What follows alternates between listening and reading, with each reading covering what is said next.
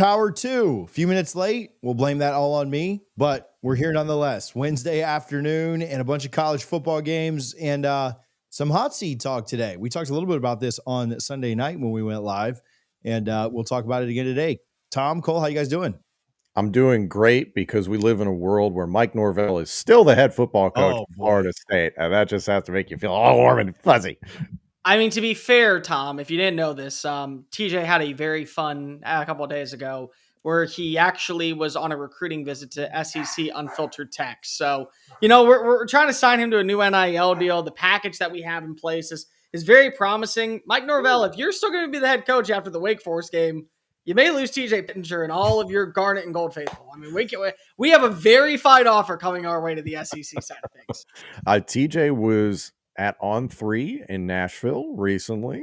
Yours truly was on the Zach Gelb show on the Infinity Sports Network. Cole is literally everywhere. So the Power 2 making power moves. It's exciting.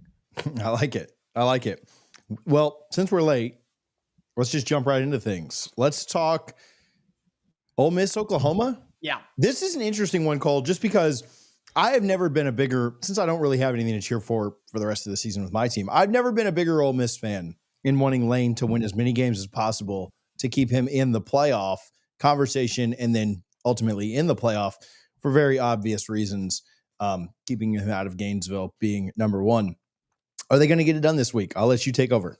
They could. I mean, I will not be the one to doubt Lane Kiffin when his back is against the wall, especially in a game that you know that you have to have because of this is what the beauty of a 12-team college football playoff and a competitive SEC and a Big Ten is. It's a playoff game before a playoff game. That's what we're going to get on Saturday. It is a preview of what the playoffs are all about. And it's two teams that really need this win. Neither is knocked out of the playoff conversation. If they run the table for the rest of the season, they'll be 10-2. There'll be an argument that they belong in the postseason picture. But getting a win in this matchup, massive. What version of John Mateer do we actually see take the field on Saturday? Because what we witnessed against South Carolina was one that responded after a horrendous performance against Texas in the Red River Shootout, but it was manageable. It was sustainable. You were able to do just enough to get the job done, and you were able to establish a run game for really the first time since the Temple matchup. Are we going to see more from him? That's a Ben Arbuckle question. Ben Arbuckle was brought into Norman, Oklahoma to be able to bring this offense to new life and win these type of big games. You are going up against a very underwhelming run defense of Ole Miss. Ole Miss this year is in the hundreds when it comes to defending the ground game.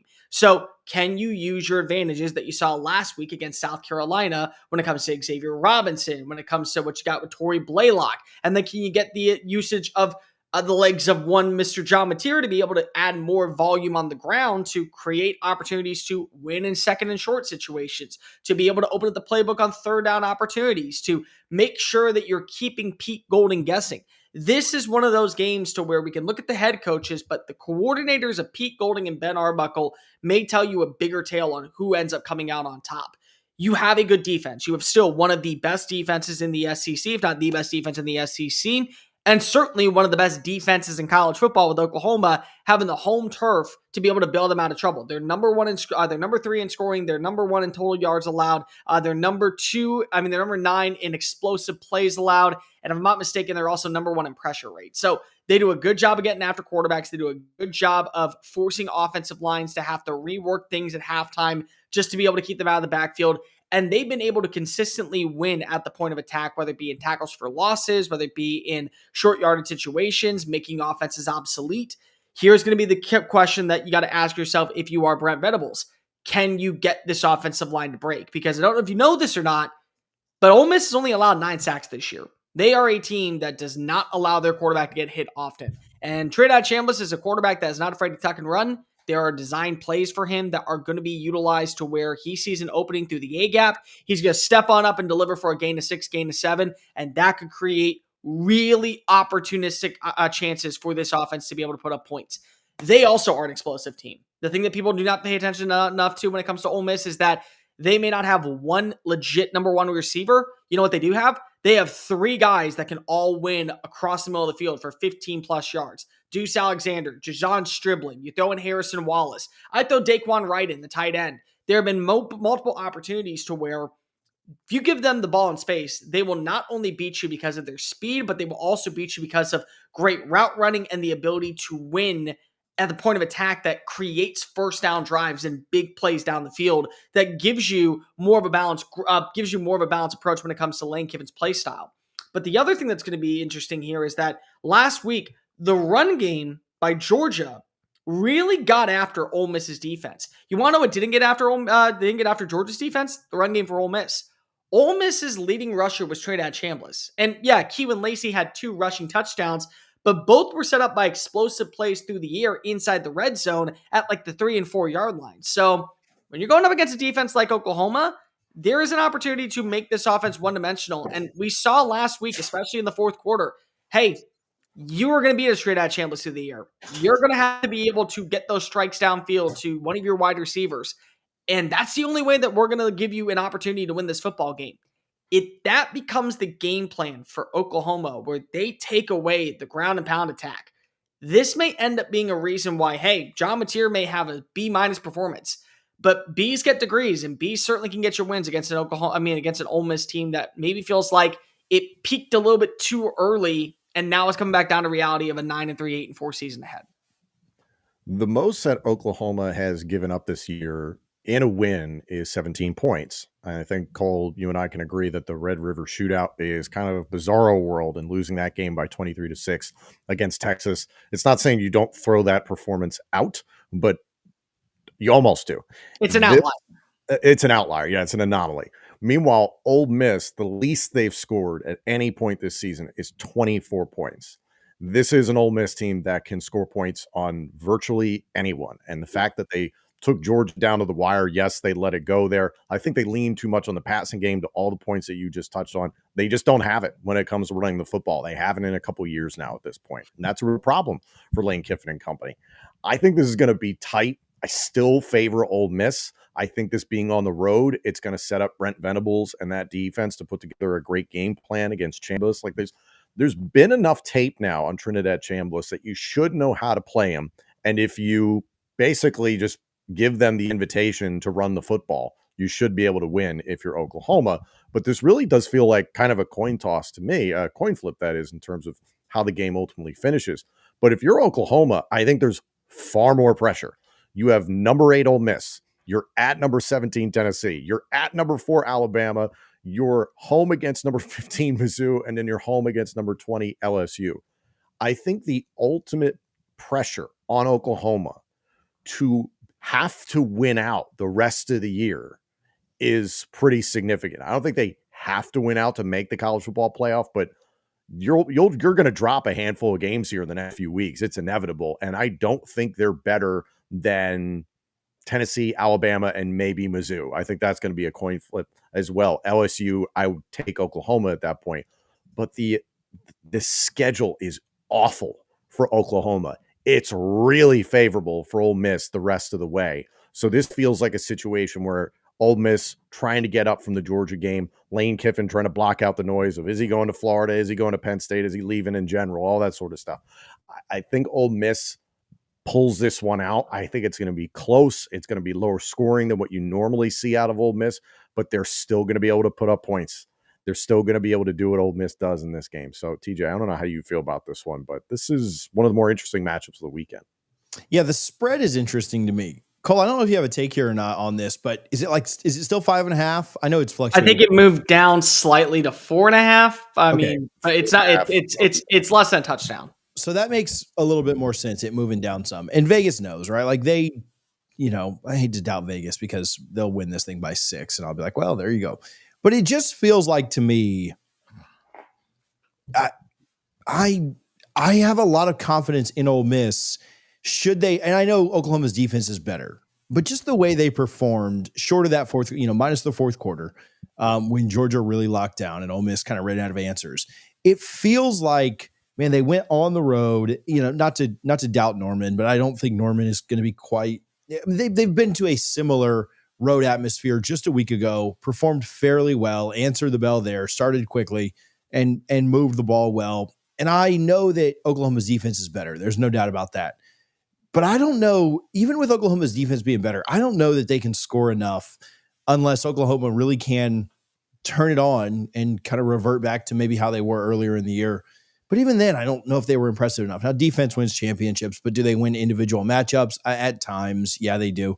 I mean, I like Ole Miss too here. And again, pressure is a big deal because even if they lose this, it would be pretty surprising to see them lose any of the rest of their games. I know they've got the rivalry game at the end of the year, and that always kind of gets weird on a Friday at 11 local time.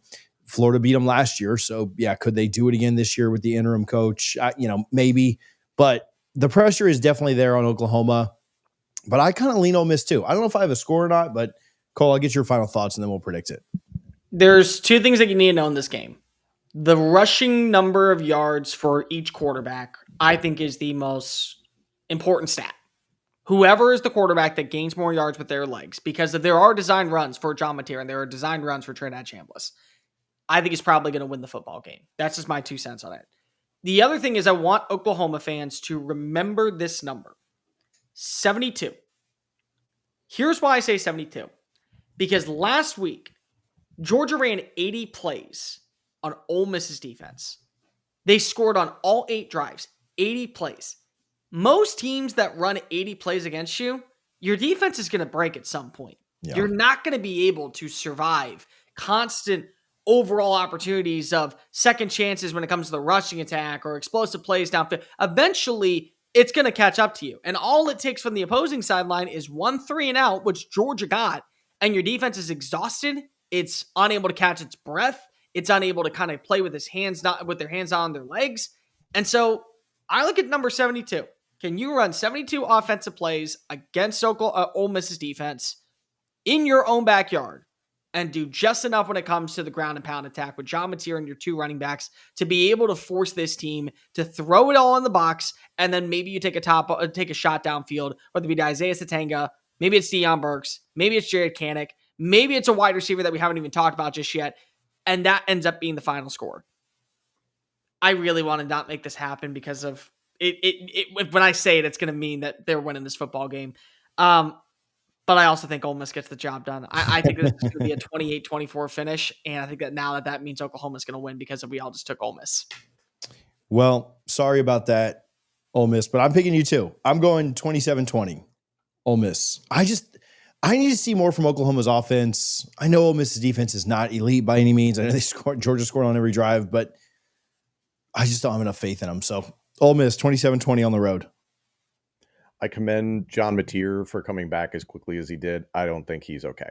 I don't think he's healthy. He putting everything on the table for this last go round, and this is the biggest opportunity of his college career. I get it, but he's not himself. He's not the guy that we thought was going to win the Heisman a handful of weeks ago. Give me Ole Miss 27-24, Oklahoma covering the spread. No, Oklahoma's the favorite, aren't they? Cole went on mute. Oklahoma's favorite, yeah. Oklahoma's favorite? Oh, never mind. Ole Miss covers the spread. Excuse me. I was like, wait a minute. Now that spread made more sense to me. Although that one, I don't know if that would make sense either. So, all right. So we're all on Ole Miss. Sorry, Rebs. Sorry, Lane, for what we just did to you. Texas A&M versus LSU. Buddy Chris will be down there. We were talking about that yesterday on SEC Unfiltered, or 2 days ago, I guess, on SEC Unfiltered. It's desperation time for Brian Kelly and the Tigers. Cole, can they get it done? Yeah, I mean, number one, Brian Kelly is elite when he plays at home in Death Valley on a Saturday night. Here's the problem. Most of those games are against unranked opponents. He has 5 wins total against top 10 teams when he's at home. I mean, top 25 teams when he's against when he's out of LSU. A&M is coming on in feeling mighty good about itself. You know, you can talk about that being a close game against Arkansas. Arkansas trailed by as much as 11 points going into the final 7 minutes of action. I mean, there was moments to where, yeah, the scoreboard will tell you and the stat line will tell you it was a close call. I never worried about Texas A&M losing that game against Arkansas, even though I did expect that to be a close call. The bottom line is that you do not get to go 8-4 with this roster, spending all the money in the allocations and not feel the pressure of boosters saying, we do not think that you are the right guy to fit our team and fit our culture. And the bottom line also is that that Brian Kelly has never been one to embrace, I think, Louisiana at its finest. And the thing that makes LSU such a great job and one of the premier jobs, if not the premier job in college football, is If you get to the Kuyons, they will open up their wallets and they will write you blank checks, and it basically turns into Mardi Gras on a Saturday afternoon for you. Like, that's how much money they like to spend, whether it be in the transfer portal, whether it be in the athletic complex, whether it be in resources for recruiting. And Brian Kelly, still to this point, I think has always done things his way. And the problem is that your way is not working. And we've been able to win national titles with the other 3 coaches that came on in here because they did things a little bit different than you. So you're in year 4. They all already accomplished their goals. And we could still see LSU accomplish their goals. If they run the table and they beat Arkansas and Alabama and Texas A&M and Oklahoma, they'll be 10-2 and in the college football playoff. That will happen. It's going to happen, probably not. But still, you get my point, is that their goals are still ahead of them. The problem is that there is a clear disconnect between what the boosters and what the fans want versus what Brian Kelly is able to accomplish. For LSU standpoint, number 1, and I'm beating it into the ground. I am. Can you have any success on the ground? Any. Quite literally. I'm not asking for a lot, because if people want to look at that Vanderbilt game and say, well, they hit 100 yards. Okay, take away the rushing attack of Caden Durham on the 51-yard explosive play. How many rushing yards did you now have? Well, we don't talk that way. We talk about the things that we did do. Right, we did do this. We also didn't be able to establish any bit of a ground game after that play, which is why you lost against a team from Nashville. So let's start there. This is a team that does win in explosives. It is a positive. They are a top 20 team when it comes to 20-plus yard plays downfield, both in the run and in the pass. So they're going to have to live in an area where they can get the ball in Garrett Nussmeier's hands over to guys like Aaron Anderson, over to guys like Chris Hilton, over to guys like Barian Brown, Xavier Thomas, Trades Green in the tight end spot, and attack the middle of the field to be able to go ahead and get those 20-plus yard plays. If they can do that, there's a lot of things that do favor LSU, especially because it is a night game in Death Valley, a place where dreams come to die. That's just the bottom line. The problem is that you are going to have a weaker offensive line. This is not a good offensive line. It hasn't been all year. Your starting left tackle's already been rolled out for this game. And you're going up against Cassius Howell, who for my money today would be the SEC Defensive Player of the Year. He wins every single one-on-one battle. He is able to basically minimize any offensive tackle's goals of going to the NFL draft. There has not been a more improved player for Mike Elko's defense from year 1 to year 2 than the former Bowling Green State player. He is a wrecking ball. He is a terror. He is basically Jason waiting for you underneath the floorboards for the dumb teenager to make the mistake and lay on down and go to sleep and think that they're safe. And then guess what? Lights out for good. That's Cassius Howell. You might as well throw the hockey mask on and just say, hey, Halloween came early this year out in Baton Rouge, Louisiana. So you got to be able to slow him down. You got to be able, I think, to also give at least a little bit of time for Garrett Nussmeier to make some plays. Because if that game could have gotten really out of hand against against Vanderbilt, if they weren't able to get those 2 passes off to Xavier Thomas and Trades Green. But you got to remember that Trades Green did a lot of the work after the catch. Xavier Thomas got 61 of the 62 yards after the catch. So as much credit as we could say to Garrett Nussmeier for being willing to stay in the pocket and deliver the strike while getting hit, you got to give a lot of credit to these wide receivers to get on open. That's going to be the way I think LSU wins this game, is offensively getting any explosive play downfield and giving Garrett Nussmeier time to throw. Defensively, can you make Marcel Reed very limited? Because what was the problem last week when it came to Diego Pavia? Pavia created plays off script. Pavia just was able to evade the pressure, step to the outside, wait for a wide receiver to get on open, and then just float it in the right place at the right time. Lo and behold, easy play. I mean, that's what he was able to accomplish. And remember last season, Connor Wigman was the starter in this game. And then they went to Marcel Reed at halftime, and that's where the offense clicked. And 2 passes were completed by Marcel Reed. The rest was on the ground. He created plays with his legs.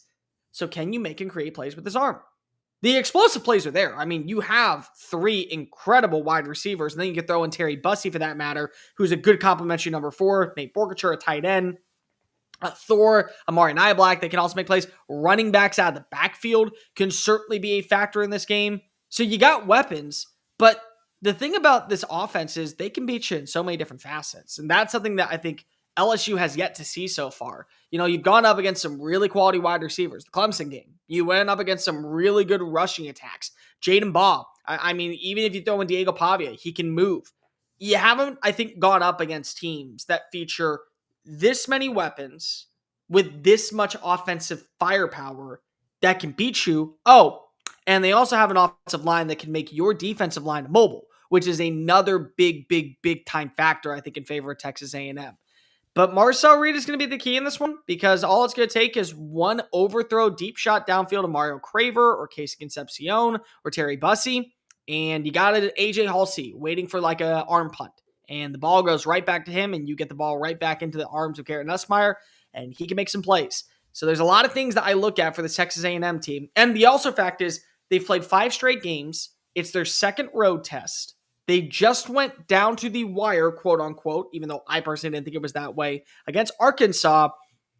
You know, at some point, the dam breaks for everyone. And I've said on multiple occasions on this show, on SEC Unfiltered, you're going to lose a game. Everyone in the SEC will lose one game.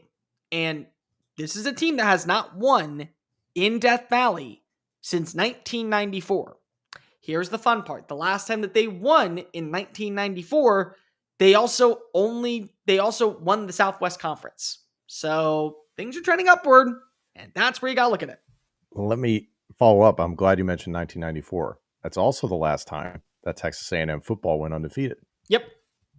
What's the likelihood A&M does the same in 2025? It feels strong to me. It's possible. I mean, you have this game. You have Texas, which again is another rivalry game. At Texas, yeah. At Texas. And you have MIZZOU. And I think that we'll find a lot about MIZZOU this weekend against Vanderbilt to figure out if they're really a team that you think that maybe gives you some troubles. I don't see a team going undefeated in the SEC this year. I just don't. I don't know. Would it be Bama if it was? What? Would it be Bama if it was just based on their schedule? What's Well, left? they already have a loss, but I mean, in conference play. In the conference, yeah. Yeah, no, I mean, I would say probably Bama because they're scheduled. But same time, I could easily see Bama find a way to mess things up against, Oklahoma. Auburn still something to fight for. The Voodoo Shaman Man hasn't been able to lay waste in Jordan Hare yet this season. Maybe waiting to save it for a grand finale to close out the year. But yeah, I mean, A&M is the only undefeated, quote-unquote, full-on team left in the SEC. If you win this one, and you win this one soundly, I don't know when the next one comes. I don't know if the shoe drops. And if it does, it drops in the playoff when you lose in the semis, or you lose in the national championship, or you lose in the quarterfinals. I'm seeing right now plus 400 for Texas A&M to finish the 2025 season, regular season, undefeated. That's an interesting number. Interesting. I feel like an idiot doing this, but give me the Aggies to go win. I said this when we previewed the LSU Vandy game. It would make a lot of sense for LSU to win this game, and it would have made a lot of sense for LSU to beat Vandy too. I think talent, though A&M has plenty, talent would probably lean LSU's way, although the matchup of the offensive line versus what A&M has on the defensive line would worry anybody because those guys can game wreck. But just the way the two teams are playing, I agree with Cole. A&M is going to drop one somewhere, and it might be this weekend, and it might be in the toughest place they could possibly play in all of college football, which is LSU against a desperate team that can't afford another loss. But until I see it, I'm going to roll with the Aggies and just say they're playing as a better team. And so it'll be a fun one, but they'll find a way. 31-27 Texas A&M. I think this spread is disrespectful to Texas A&M. Like, they've been putting up points all season, no matter who they've played, and their schedule is very strong. I've been really impressed with Texas A&M and Marcel Reed. His improvement from last year to this year is one of the better stories in college football. Granted, everything around him, weapons, the offensive line play, have helped that, but I've been really impressed by what he's done. Give me 35-20 Texas A&M over LSU, and I will put this out there. This upcoming schedule for LSU, you have this game against Texas A&M, and then you're at Alabama, currently the number 4 team in the country. After that, it's Arkansas, Western Kentucky, and at Oklahoma. What's the likelihood on November 9th, the day after the Alabama game, Brian Kelly's fired? I know we're going to talk about the hot seat later, but it feels like we're getting close, boys. Money is going to be a deciding factor. The thing that I will say for LSU, and it's not me trying to go ahead and be chalk here. LSU, night game. LSU, still a top 10 defense. LSU, still a great scoring defense, still able to win with the explosive plays downfield, still having a lot of things to fight for, still having a team that could control its destiny to go to the college football playoff. And Marcel Reed has been tested in a rock fight before. I mean, you got to remember, Auburn, whether or not we talk about the explosive plays that were on the field, they were taken back. I mean, the final score really could have been 30-13 or 30-10, but it ended up being 16-10. So in a rock fight game, Marcel Reed digging on down. And it's a night game at LSU, and it's a gotta-have moment for Brian Kelly. And this is a roster that does, on paper, look good enough to be able to still compete for a national title. And it still is a quarterback that I believe is better than what we are seeing in production this year. And there still are a bunch of wide receivers that I think could absolutely make plays. And it's still Texas A&M that can find a way to screw itself up, because we know Texas A&M will find a way to screw itself up in the past. And I've done all the math, and I've just said to myself, I still can't believe I'm picking Texas A&M. I'm going to pick Texas A&M. They're going to win this game, and they're going to win this game by at least a touchdown. I got 28-21 final score. We have some love from Rick. Rick says, Cassius Howell and crew will play tag with us. Gig 'em. Rick, appreciate the love. Appreciate you tuning in to the show. Yeah, I think there's even a we'll give a applause. Sorry, Cole. We appreciate you. Yeah, I didn't mean to hit it again, but I did. So Round of applause. Double. Standing ovation. Yeah, double applause. It was so fine. We did it twice. Yeah, I mean, in a relatively close game, I know that it's on the road, but man, it really does feel like that defense could make things very difficult for us, and wouldn't be surprised at all if they do. So, Rick, I'm with you. We're all picking the Aggies. If they lose, you can come back here and blame us on Monday when we go live at noon for jinxing them. Just join the Ole Miss fans, because they're going to do the exact same thing. 6-0 or 6 straight picks for the road team in the SEC. I don't know what we're smoking, but here's an opportunity for us to get off the SEC for just a little bit. UCLA and Indiana. Tom, I'll throw this your way to start out with some Big Ten play. UCLA, one of the hotter teams in college football right now. Yeah, it's an interesting conversation with UCLA. I'm throwing out the games they had prior to Deshaun Foster getting fired. Ultimately, really, like, you have to look at what the team has been in their 3 wins that they've had this season, because that's the identity of what the team is now. The Penn State victory and what they've done the last handful of weeks, especially coming off that victory against Maryland, where they were coming from behind. It wasn't a huge deficit, but still UCLA showing they can win in multiple ways. And of course, the victory against Michigan State. To me, this feels like mildly Indiana on upset alert. I still feel very confident in what Kurt Cignetti and company are going to be able to do. But you see them running into the meat of the Big Ten schedule, and kind of like UCLA, they're having to show that they can win in multiple ways. I think the 63-10 win against Illinois woke everybody up nationally, and they are getting the praise that they deserve now as the number 2 team in the country. For me, it's the running game, and it's for both teams. Indiana has had good production against the run the last handful of weeks. They have kept their last 3 opponents under 100 yards rushing. Meanwhile, UCLA has run for 193 yards or more, well more, close to 300 yards rushing in a recent contest. I believe it was the one against Penn State, excuse me. They have been very good with basically 4 backs that they can rotate in there, and that's not including Nico Iamaleava. They've almost backed off the quarterback run game that they utilized against Penn State. That was more of a matchup thing. Nico struggled against Maryland, and I think this Maryland team deserves a little bit more credit than it's getting. They have a little bit more bite than I think people expected, and Malik Washington and company are playing at a better level than we anticipated. I'll put it that way. I think this is strength on strength when it comes to UCLA trying to run the football and the way that Indiana plays the run. That defensive line is maybe top 2 in the Big Ten, one of the best in the country for sure. But outside of what Ohio State is putting on the field, Indiana is doing some real good stuff within the Big Ten. And then offensively with UCLA, outside of running the football, Nico has to play mistake-free in this type of game. Indiana's proven this entire season. If you turn the ball over, they're going to turn it into points one way or another. Meanwhile, Fernando Mendoza, he's had his struggles as well. You have to look at the Iowa game. Another one that was kind of like, hey, what was this product that you got put on the field? And what we've learned about Iowa so far is they drag people down. Is very smart, physical, disciplined defense. So Indiana finding a way to survive. I think UCLA is going to be able to have success in the first half offensively and running the football. But the second half is where Indiana really puts the clamps down, and it's the anaconda vice type of situation. So I really like what Indiana is doing so far this season. I still think they win this, but there is that 50-50 shot that UCLA shocks the world.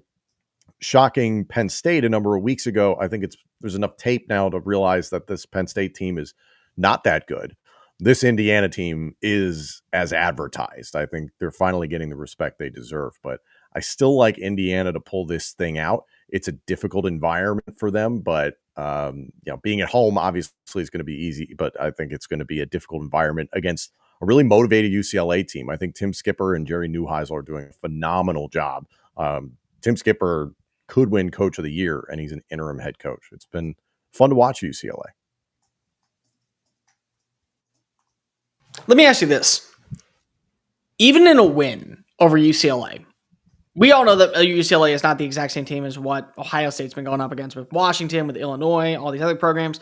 But this is not the same UCLA that we saw against New Mexico. This is not the same UCLA that we saw against UNLV. Jerry Neuheisel has brought new life to this offense. Jerry Neuheisel has been able to get this personnel attack really moving in the right direction. Tim Skipper, who, if he's not going to be the next head coach at UCLA, certainly will be a head coach elsewhere next year. Colorado State just fired Jay Norvell. If I'm the athletic director out in Fort Collins, I make that phone call and bring home a former Ram. Like, I do that. But in a win like this, if we watch Indiana basically turn UCLA back into the version that it was underneath Deshaun Foster, is that not enough evidence to say that Indiana is the best team in college football?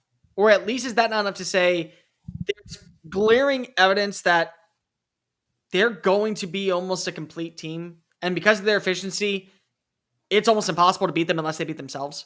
Yeah. I think the element you just said about Indiana is right now the only team that can beat Indiana.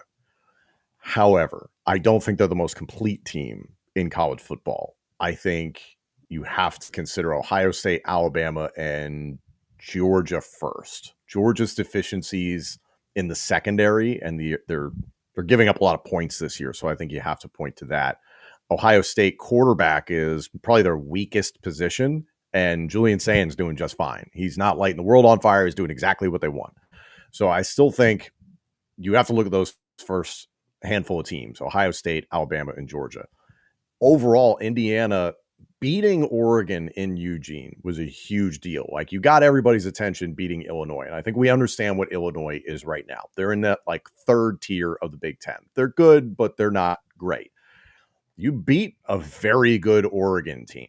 Definitely a top 10 team, at least in what they're fielding. I forget where they're ranked at this point in time. But beating Dan Lanning in Eugene, I think, went a long way to saying, like, hey, we're not just the one-hit wonder from last year. We got everybody's attention thumping Illinois, and we just beat the Oregon Ducks, the former Big Ten champions from last season. Indiana's for real, but I'm hesitating to say they're the best team in the country right now.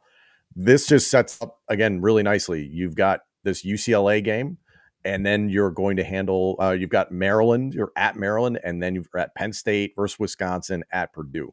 All extremely winnable games. Could be another season where Curt Cignetti goes, he was 11-1 during the regular season last year. So it could be undefeated realistically to end this season. And there's a world you could see Ohio State versus Indiana in the Big Ten championship game. And who wouldn't love to see that before both teams are in the college football playoff? So both undefeated teams in the Big Ten championship game. Yeah. I honestly, I don't know what Ohio State's schedule is off the top of my head. I have to take a look at it. Michigan's the last test, in my opinion. Yeah, the Michigan game is really interesting to me because, like, we've talked about it so much. Like, Ohio State's putting up points on people, but not so much that you can't play them strong defensively and find a way to win. And Michigan has clearly found a way to win for 4 consecutive years. So it's hard to count them out entirely in that game. I still favor Ohio State, but there is a universe that Michigan wins this thing. It's in Ann Arbor. That always helps. You never know. If it's Ohio State, Indiana, barring a blowout, and they're both undefeated in Indy, do they still both get top 4 seeds? They should. I mean, if we're simply going based off of what the new college football playoff committee says, they should be number 1 and number 3. The winner gets number 1, the loser gets number 3. And the SEC winner probably, because of right now, Alabama and Texas A&M are the favorites to go because they're both undefeated in conference play. That's 2 and 4. I think the manner in which both those games go, the SEC and Big Ten championship game, will dictate it. If either one is a blowout and it looks like one team did not belong on the field with the other, you'll see somebody drop out. But if they're both tight, Yeah. Yeah, 1 through 4. Yeah, this scenario to me would be A&M gets blown out. Georgia finishes 11-1 with a 3-point loss to Bama. They could sneak up and get Sneak that up 4 seed. there. Say what? Sneak up there if they're 11-1 and they don't drop another game. Yeah. Yeah, they could, but then A&M would be like 5 or 6. Like you're not talking about them dropping. No. far. The worst that I think you could see is Oregon and Georgia, or Oregon and insert other SEC team here, be good enough at 11-1 to where they jump up into the first round bye. And then the two teams that played the game that wasn't promised, which is why I absolutely hate the fact that they're going to be penalized for it, but they'd go to 5-6 and they would host the first 2 playoff games. That'd be it. Let's go to Vanderbilt and Missouri. Cole, this was yours. I was in Nashville. There was not like a ton of hype, but the people that I talked with were obviously aware of this game. And so there's a lot of excitement with game day here. Missouri looking to bounce back after their game against Bama a couple of weeks ago. Vandy looking to keep rolling. Do they? Oh my God, this is such a good game. Like this is a game that honestly why we love college football. Because I dare you to go back in time and tell 2021 version of yourself, hey, this kid that's currently at New Mexico Institute University and the backup quarterback to Penn State that just fired James Franklin. By the way, James Franklin actually lost games this year to non-quality opponents. They would be playing in what would be a top 10 battle where College Game Day was out in Vanderbilt for what could be a college football playoff berth. Oh, and both teams are 6-1. Both have mobile quarterbacks that are able to make plays with their legs. Both have great run defenses. Both do a good job of being run-oriented offense. They both have a common opponent loss in Alabama, and they both have a common opponent win against South Carolina. And they are literally looking like a team that is on a warpath. Well, which team is looking like they're on a warpath? Better question. They both are. So who's going to be able to come out on top? It's a very interesting game, in my opinion, because the profiles of them really match up extremely well against each other. What Missouri does great, Vanderbilt does great. What Vanderbilt is really exceptional at, especially on 3rd and 4th down conversions, MIZZOU is very exceptional at on 3rd and 4th down conversions. And both are really good at slowing down teams on 3rd and 4th down conversions. So it is going to be, for what I believe, a very toxic, who gets the lead at the right time, who can maybe build on their touchdown differential to get to 10 points and make it a 2-possession game, that ultimately I think could put this nail in the coffin. If you are Vanderbilt, do you have a game plan that revolves around anyone other than Diego Pavia? Because when I look at Diego Pavia, again, what he's been able to accomplish this year is second to none. That's why I believe that even if you look at his stat line, it shouldn't matter. He belongs in the Heisman Trophy conversation because if he has truly embodied what it means to be college football's most important player. Vanderbilt is predicated on his success. And oftentimes last week, remember, broken plays, busted coverages, and certainly the ability to realize where the pocket was collapsing without even seeing it, just feeling it. Like, somebody like an Indian that's trying to go ahead and track buffalo. Like that was him stepping on up in the pocket and just delivering play after play after play and being able to run on the open field. Like that was him. Do you have a game plan outside of him? Short passes to an Eli Sowers, to a Trey Richardson, to one of your other wide receivers that can maybe get on open? Do you have some plays with Cedric Alexander that can get involved, or maybe AJ Newberry out of the backfield when it comes to rushing attacks? What is going to be that game plan that gives you a second chance opportunity? And better yet, hey, what happens if the ground game isn't there? Can you push the football down the field? Because of whether you want to say that Missouri has, quote unquote, not played anybody, which I think is a very stupid take to always have, Mizzou's done a good job facing off against mobile quarterbacks. Jalen Daniels, he ran for a grand total of 25 yards. You look at Lenore Sellers, he had negative 28 yards. Jackson Arnold, he had 24 yards. So they take away the rushing attack of a mobile quarterback and they make you beat him through the air. So that's going to be like a major game plan if you are in favor of a team like South Carolina. I mean, if you're a team like Vanderbilt, you've got to be able to have a secondary punch. If you can't trust Diego Pavia's mobility to go ahead and win. If you are Missouri is going up against a top 15 ranked run defense in the country. Like I said, these teams profile very well against each other. And Ahmad Hardy has not been able to get the ball rolling on the ground the last 2 games. Remember, he was on pace to have over 1,800 rushing yards, be the number 1 running back in total yards for the SEC, be the number 2 running back in total yards in the SEC simply after contact. And Auburn and Alabama were both able to slow him down. Now, here's the question.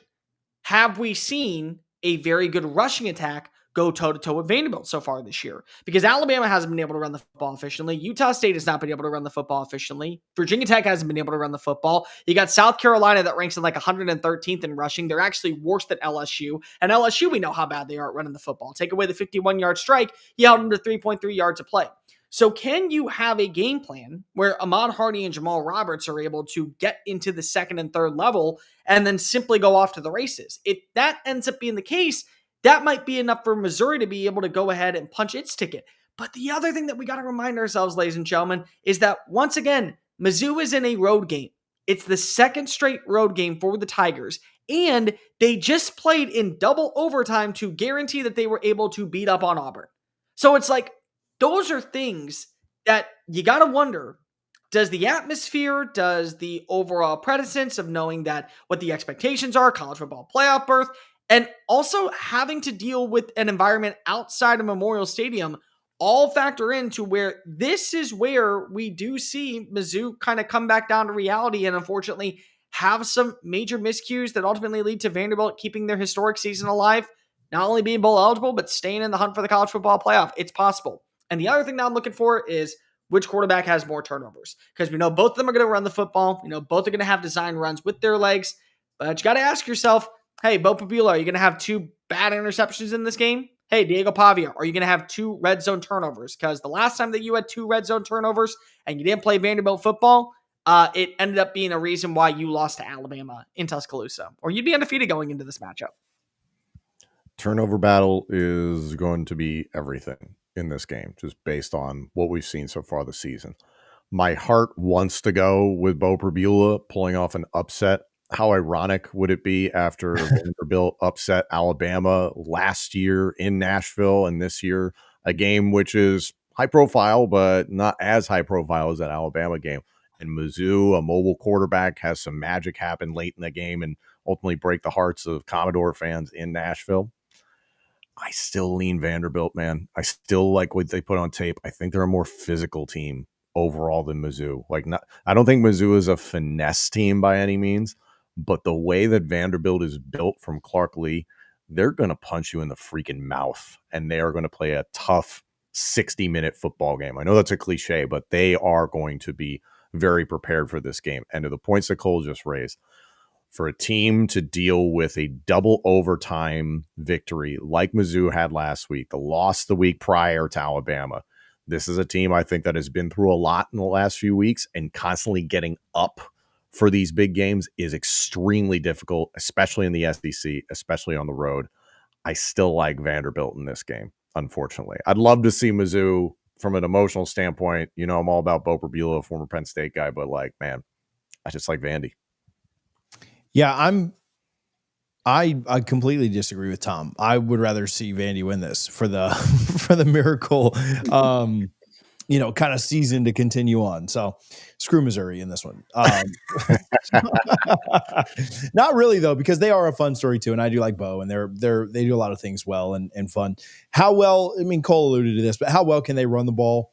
How well can they move it with heart? If they can get back to that, they may be able to have a good bit of success. But if they don't, yeah, I mean, I just trust Vandy a little bit more, is even playing at home. And not that, I'm not trying to pull a Saban here. Not that playing at Vandy is the, biggest advantage in the world, but not playing on the road is an advantage, right? And so, yeah, I like Vandy here. I think it's fun, but I like them pretty big. I like 31-20. I think they pull away and kind of hold a lead and keep rolling. So Vandy wins 31-20. I can't pick 3 SEC road teams to win. So what I'll probably do is be wrong about this one and right about the other, or, wrong about all 3. But this will be the road team that does win. But anyway, 31-20, Vandy wins. I don't have a good gauge. I don't. I hate this. I hate this game. I hate this game. I hate this game. I really do. By the way, we didn't even pick the finish for Indiana and UCLA. We know who's running that football game. The spread is 25.5. That's a big number. Yeah, UCLA covers, Indiana wins. Problem solved. There we go. There you go. Thank you. I hate this. I hate this. I hate this. I hate this because I can see both happening. And the sad thing is, my SEC unfiltered loyalties have built good equity with both these fan bases, and I feel like I'm going to hurt one of them. Head says Missouri wins. Heart says Vanderbilt wins. Vanderbilt wins 28-24. I don't feel good about that. I'm going to take Vandy 30-28, and the spread's 2.5 in the favor of Vanderbilt. So give me MIZZOU covering. I think it'll come down to the wire. I think this will be a really entertaining game. Diego Pavia walks in for a touchdown with 30 seconds to go. We get another classic, another thriller. Hey, my team's on a bye this week, which it doesn't really matter when they're not. But so I can't watch football. I can't be hurt this week. Watch football and not be pissed off at some point through it. All right, some bad news. We'll go on to the group of 5 stuff here in a minute. Bad news. Sleeper doesn't have any picks up yet, so we're not able to play this week. But if there's not anything, maybe we'll play NFL stuff on Monday for Monday Night Football or something. I don't know. But the Sleeper app, use code CFA, get a 100% match up to $100. You've got about a week to get the free $20 play. If you haven't already, just use our code CFA, and that will get you that free $20 play. All first-time depositors still get that 100% match up to $100, but the free $20 play does not cost you a dime. Guys, there's some haters out there, and there's haters on everything. But before we start to talk about this USF Memphis game, I saw a tweet from, and we name names here, from Todd Furman, who was at one time, I think, on radio here locally in Tampa, and that didn't last long. With takes like this, maybe you can understand why. Todd Furman said something to the effect of, I don't have the exact tweet in front of me. If one of you guys wants to read it, that's fine. Yeah, read it for us, Tom.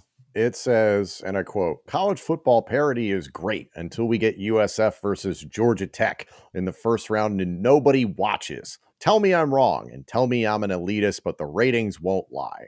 This was seen by 7.9 million people.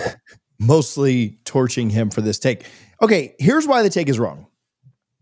And I quoted this too, so I'm not, I doubt Todd Furman is tuned in watching this show, but he is. Too many bad tweets to send to take time to watch the Power 2. But here's what's wrong with this take. What we've been complaining about with the playoff is the fact that all the elites are the only ones to get in. The whole thing's going to be Ohio State, Michigan, Georgia, Alabama, LSU, Notre Dame, or Florida State, Miami, Clemson, whatever, right? Like all your big brands are who's in, and screw the little guy.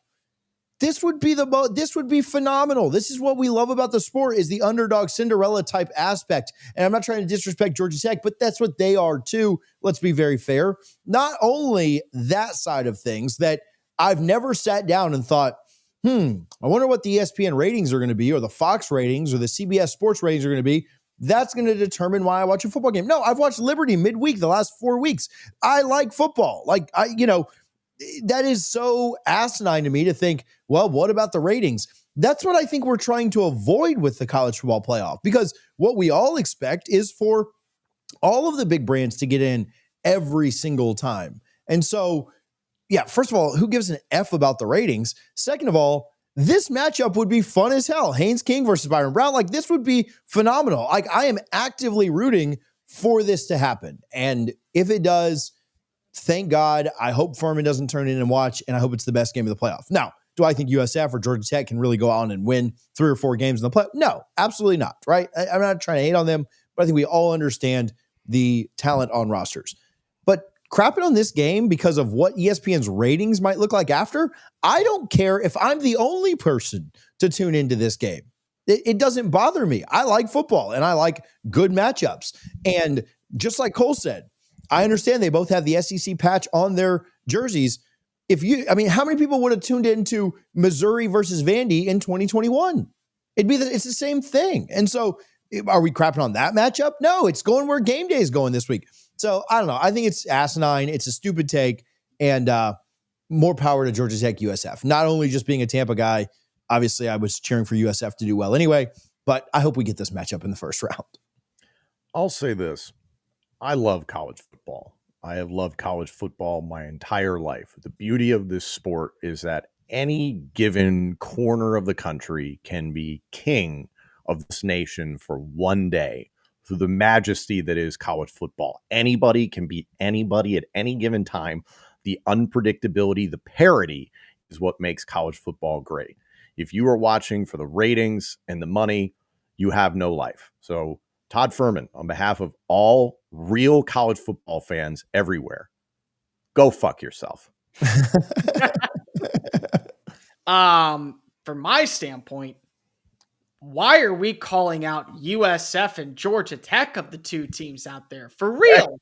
For real, at that standpoint. Because number one, have you been paying attention to what USF has been doing every single Saturday, especially with the passing attack? They got 2 receivers averaging 18 yards a catch, and they have 7 total touchdowns combined. Byron Brown has been awesome. Oh, meanwhile, we get to have the chess match of Buster Faulkner, who's going to be up for a potential head coaching job, and Todd Orlando, who may just get internally promoted when Alex Golesh goes elsewhere in the world of college football. You're telling me that that doesn't have an exciting factor to it? And if you want to talk about ratings, fine, let's talk about ratings, Todd. But the bottom line is that I am somebody who goes and checks the ratings every single year when the FCS playoffs are on ESPN. Guess what? They do just fine because people love sports. People cannot get enough of sports. It's the escape away from their mundane, mediocre lives that constantly are filled with negativity and things that are underwhelming. And it's a way to go ahead and feel like that you're 17 years old again and enjoy life. So I don't care about the ratings. I care about the games itself.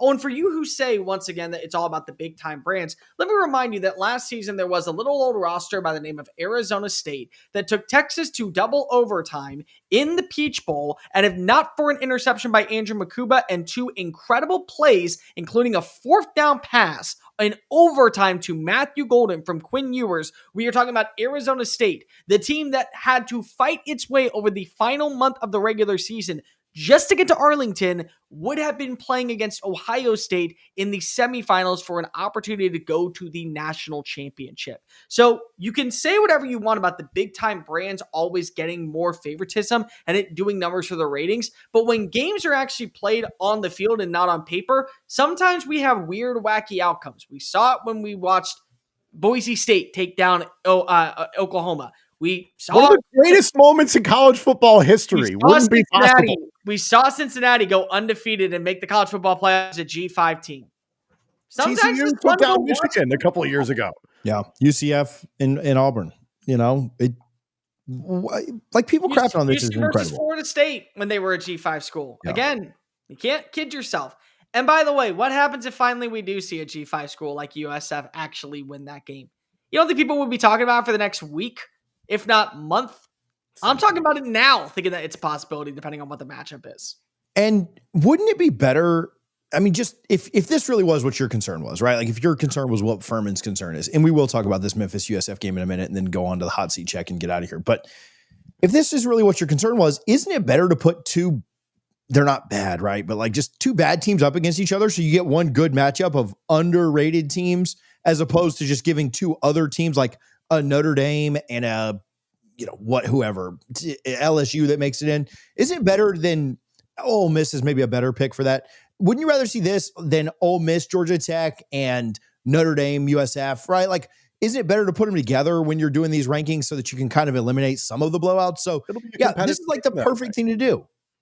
Don't you remember last season when we had everyone complaining about the first round of games because they were blowouts? Well, if we have the new format, which is just we're going to put 12 teams in some certain order that will work, you can also set up better games for it. You won't have blowouts.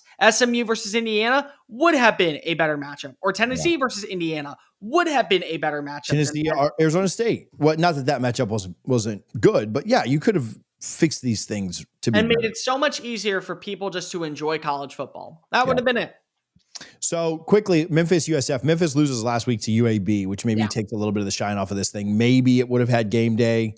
If not, I don't know. But USF, like 5.5 points right now, a favorite over Memphis. ESPN's FPI has this at Memphis like 50.1. So as close as you can get to a coin flip up there in Tennessee for this matchup. Cole, thoughts here?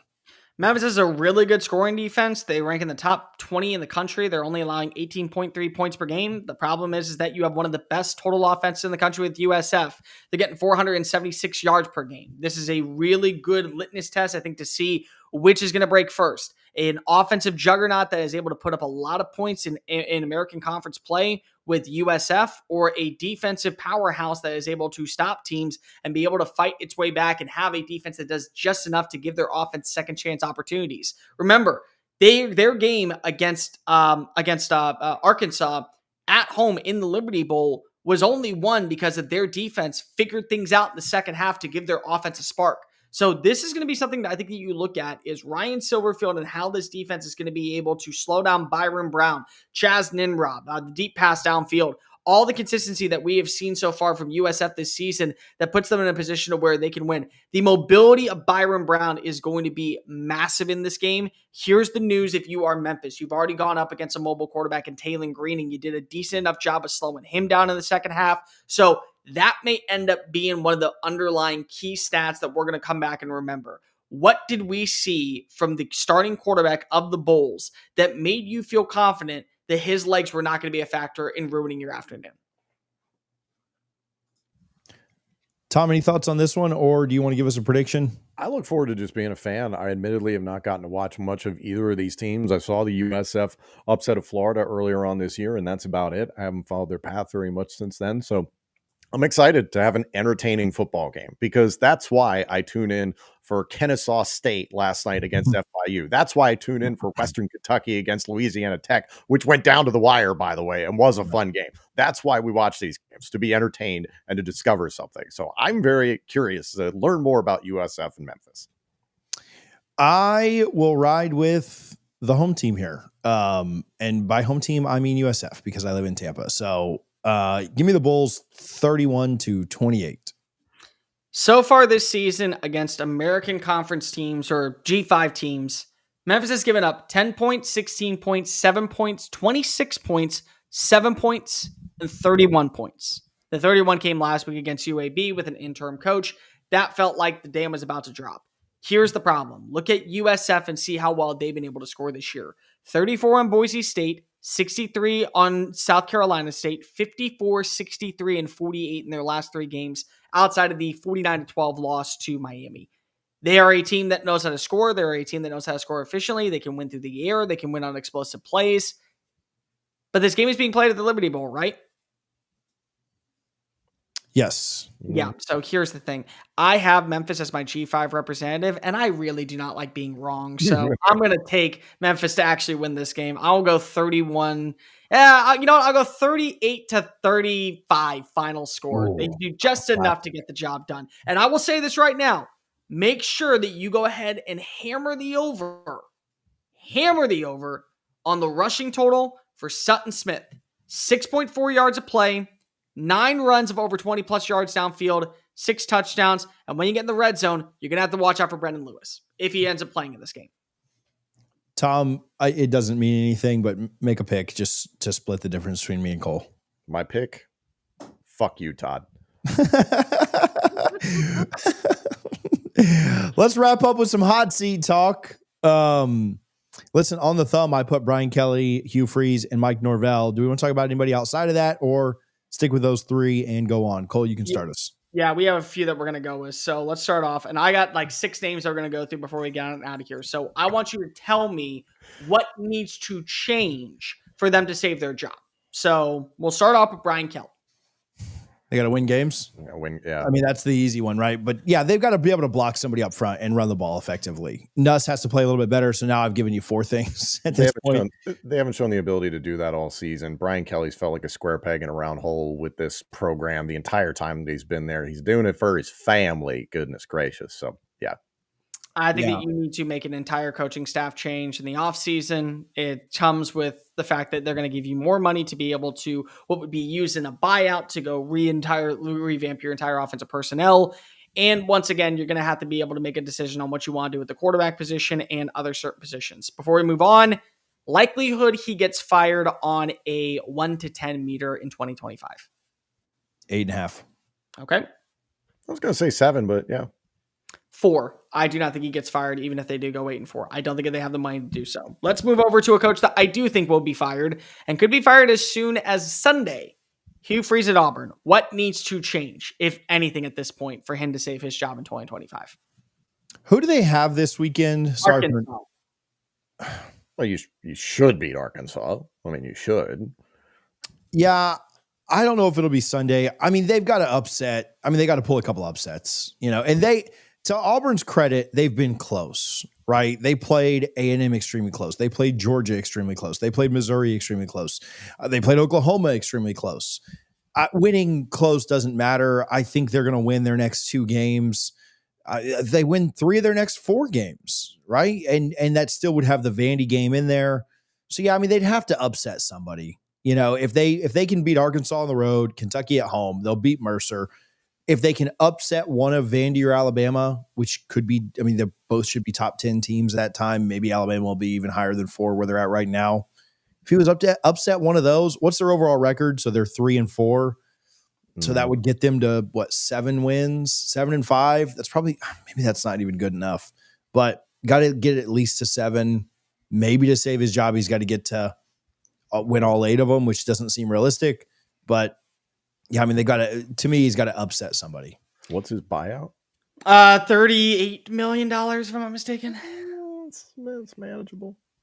I think that at this point, the writing is on the wall. You are an offensive genius who is making dumb play calls. You are a quarterback developer that can't seem to hit on the quarterback. And it's not because of you aren't able to get good quarterbacks. They're always on the market. We've seen John Mateer hit. We've seen Darren Mensah hit. We see Taylor Green hit. You just go with the wrong pick, and they've given you money and resources and allocations to be able to help you out. I don't think nothing saves your job. Scale of 1 to 10, he gets fired. 8. 9.5. Yeah, maybe 9. I'll go 9. He's already fired, in my opinion. So we're just kind of delaying the inevitable. Let's go to Mike Norvell. What needs to change for him to save his job? And TJ, you're last because I'll let you rant. I'll go first. I think you got to win out. I think that you have to get back to your offensive personnel looking like it did against Alabama, looking like it did against the FCS programs. You got to be able to, I think, establish an efficient run game. You have to also, I think, be able to put together drives that end in positive points. And when you're in the red zone, you're not settling for field goals. I think that those are just priorities that need to happen. But winning out is probably the only way that you can save your job. Yes, you have to win out. I don't think they're going to. I think they drop the game at Clemson, and there's a strong chance they lose in the swamp to end the season. No disrespect, TJ.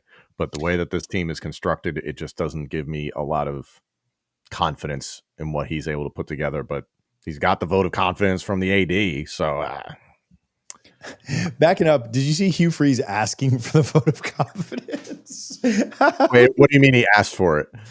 Well, he just basically in a press conference, he's like, "Yeah, I'd like to get." Didn't he say that? Did I miss that somewhere? Like, from his AD?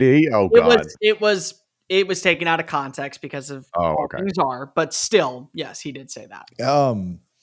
Yeah, I mean, I think there's a chance, and I don't like this, but I think there's a chance that if they go 4-1, they'd bring him back, and that scares the hell out of me because 7-5 is just not good enough against this crap schedule. I mean, Florida's trash, Clemson's trash, and Wake Forest, NC State, and Virginia Tech. None of them are good either. And so, but at the same time, Stanford was one of the worst Power 4 teams out there. So, yeah, I mean, he's got to win 4 or 5 games. I think if he wins 5, he's definitely back. They're not firing a guy after 8-4. They will kick that can down the road and do what they did with Napier and just fire him halfway through next year. But I have, I don't even have confidence they can go 3-2, I guess, right? Win the games besides the 2 big road ones in the Swamp and in Death Valley. So, yeah, I mean, what's he need to do? I mean, pray for a miracle. I don't see him coming back at this point. Cole talked about the offense. I don't remember if I said this on Sunday or not, so sorry if it's repetitive, but they haven't looked the same since Tommy had a sprained ankle against, I think it was the Kent State game that he kind of got banged up in a little bit. And so their offense hasn't been as explosive. They've also dealt with injuries along both the offensive line and wide receiver units. They were thin at both those positions. And so when you lose a couple of guys from the wide receiver unit, when you lose kind of your do-it-all tight end and Randy Pittman, they did get him back last week against Stanford. And when Tommy's just not as explosive, Gus's offense doesn't move as well. And you needed that offense to continue to roll like it was early in the year to win a lot of games. And so I don't think the team is bought in anymore. I think his voice has basically gone unheard in the locker room. And so I think they're just biding time till the end of the year. I think this is a 9.5 or more with the only way he survives winning 4 or probably 5 games. 9.5. Real quick question for TJ. Is there a quarterback on the roster or a recruit that is coming to Florida State that could be the long-term answer at quarterback, or is this just going to be more transfer portal roulette at quarterback? Yeah, they like Kevin Sperry. you would need him to have an ascension like Jordan Travis did, right? Go from like Sperry was a 4-star, so I'll say that. Like it's not quite the same, but you would need him to really make massive strides. He is the backup over Brock Glenn, who's been in for 3 years in the system for 3 years, and was the quarterback when you won the ACC championship due to Jordan and Rodemaker getting hurt. But I don't think you're staking your career. Like it ain't like a Lagway situation where like I will give you another year because DJ is coming in to be the starter. So. Gotcha. They do like Sperry. If Mike was to survive, that would certainly be your quarterback next year, I would think. But I don't know that he's like a can't miss prospect by any means. No offense to him. He's played well as a true freshman. All right, rapid fire on these last 6. Just tell me the likelihood that they get fired in 2025. Let's start off with a wild card, Dave Duran, NC State. 4. What's their record? 4-3. And they have to play Pittsburgh, Georgia Tech, Miami, Florida State, and UNC. They could lose 4 of those last 5. They could easily go 5-7. Yeah. If they below 5, I'll say it's exactly. I'll be a complete politician. I go 7.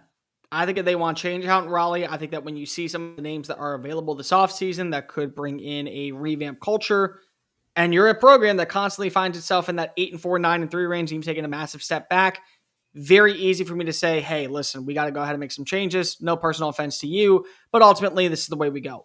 Bill O'Brien. I think they lose their next 3, so I'll bump it up to 6. But Bill O'Brien, Boston College. Bill, I'm going to say a 3, kind of similar situation to NC State. I just don't think the expectations are that high. They're losing, I think, their last 5 games. They will go 1-11 this year. Yeah. I think it's higher. I'll go 6 on this one as well. I go 7, but I think he leaves regardless and goes back to the NFL and becomes an offense coordinator. So the job becomes open again, just like Jeff Hafley when he decided to leave the program. Let's go with a fun one. Dave Aranda, Baylor. 4-3 record, but there are high expectations for how much money they spend out in the Big 12. 7. It felt like they might do it last year, and they kind of pulled it. They kind of turned it around. 7. They have UCF, Cincinnati, Arizona, Utah, and Houston. I think they go 3-4 in that stretch. Win 3. Yeah, that's a terrible math. 2-3 in that stretch. So I'll go 6.5. I go 6.5. I agree with that. I think that if they go 4-1 in that stretch. Yeah. Finish 7-5. Yeah. 4-1 in that. 4-1 in that stretch. No, they'd finish 8-4. Yeah, I think that's fine. I think that he probably survives that one. Mike Loxley, Maryland. This one's. They like him. They really like him. He is a fit there, and they understand that while James Franklin was at Penn State, they've been getting killed in terms of recruiting. Like the state of Maryland's getting farmed out by everybody and their brother nationally, but Penn State has been killing that area because of James Franklin's connections. That could be changing in the near future, obviously, but I think they just genuinely believe in Loxley. I'll go 5.5. I'm not. Yeah, I'll say it's slightly more likely than not, but just to really be a contrarian. And we'll see how they finish up. I mean, Indiana, they've got Rutgers, Illinois, Michigan. I mean, they're going to take 3 more losses at least. But again, like, what are the expectations at Maryland? Yeah. No one expects very high. Big Ten title. Like, I go 2 because of you brought in Malik Washington. And I think that is the big selling card here, is that if he wants to transfer because if you fired our coach, that makes a very, very, very difficult conversation to be had. Mm-hmm. Jonathan Smith, Michigan State.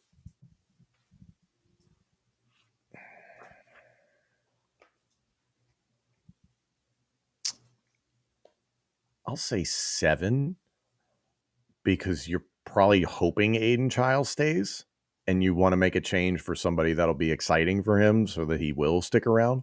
I think Jonathan Smith, unfortunately, has been a disappointment in East Lansing. Yeah. But like, also, what are their expectations realistically? 7-5, 8-4, 9-3 at the top end. Their expectations, I think, are 10-2, but they'll take an 8-4 season if you get to 10-2 every other year. Yeah, I'll go pretty close. 6.5. I go 7. I think that there's a lot of people out there that are not impressed with him, that how he handles business. He's not connected to the town. He's not connected to the people. and they want somebody who is going to be a yes sir that will answer to the Spartan country, that will get them back to the relevancy of what they had with Mark D'Antonio. 2 more before we get on out of here. First up, Mark Stoops, Kentucky. 3, because his buyout is insane. He is the best agent and the best contract in college football. He ain't going anywhere. I'm going to go low as well. I'll go 4, but I think there's a chance he negotiates and walks away. 9, because I have heard from many people that they want change. They're begging him to leave. He ain't going to leave because of that buyout is ridiculous. And at some point, you just got to rip off the Band-Aid and say, we have to get change in this building. Because if we don't, we're screwed. And the last name, and one that I thought would already happen, but hasn't, which makes me think, is it going to happen? Luke Fickell, Wisconsin. Oh, another vote of confidence here. 10 out of 10. Higher than Norvell. It's the worst Wisconsin team in like 50 years. And Barry Alvarez is still involved in the athletic department, if I'm not mistaken, right? Like nothing changed on that front. I don't see how it's acceptable at all. Yeah, I'll go 10. I think they fire him this year. I think Chris McIntosh takes that money that is going to go towards the buyout and gives it to him and does what we saw last year with Billy Napier and says, here, spend it all to fix the program. Get an offensive play caller in here, get a brand new defensive play caller in here, spend money like crazy in the transfer portal because we know you're a damn good coach. I mean, I remember saying 2 years ago when he was hired, 3 years ago when he was hired, the best hire of the entire offseason, far and away. And it has been underwhelming. I go 2. I think he gets one more year. Comes back. I think he gets one more year. I will use Luke. I will use Luke Fickell's acronym team, the end at Madison for Luke Fickell was as the head coach of Wisconsin. He's done. All right. That's all we've got for this week. We will be back on Monday at noon to talk about some of these games that have happened. See if any more firings have happened or not. We'll break those down for you. I mean, I wanted to say hopefully they will, but I'm not cheering for people to get fired, but numbers do well when they do. So you're 100% cheering for screw them. Get them out of here. Appreciate Tom and Cole for hanging out. Appreciate you guys for tuning in. Again, sorry for being late. Thank you guys for hanging out. We'll talk to you soon. Screw you, Todd Firm.